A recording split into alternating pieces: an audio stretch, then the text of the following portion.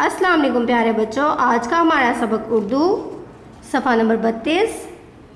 पढ़िए, लफ्ज़ बनाइए, पेंसिल फेरिए। अब सब बच्चे मिलकर मेरे साथ पढ़ें। ज पढ़ेंगे, अ पढ़ेंगे, ब मिलाकर जाब, च पढ़ेंगे, अ पढ़ेंगे, ट मिलाकर चाट, ह पढ़ेंगे, अ पढ़ेंगे, ज मिलाकर हाज, ज पढ़ेंगे, अ पढ़ेंगे, सब बच्चे पढ़ें। ब मिलाकर जाब, च पढ़ेंगे, अ पढ़ेंगे, ट मिलाकर चाट, ह पढ़ेंगे, अ पढ़ेंगे, ज मिलाकर हाज। पेंसिल फेरिए और साथ साथ पढ़िए।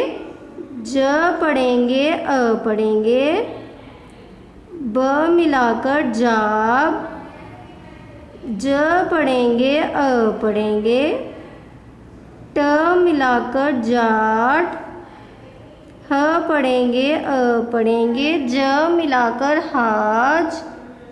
देन इसके अलावा आपने जो काम करना है, आपकी वर्क बुक का पेज नंबर 28 यहाँ से लेके यहाँ तक लिखना और याद करना है। शुक्रिया।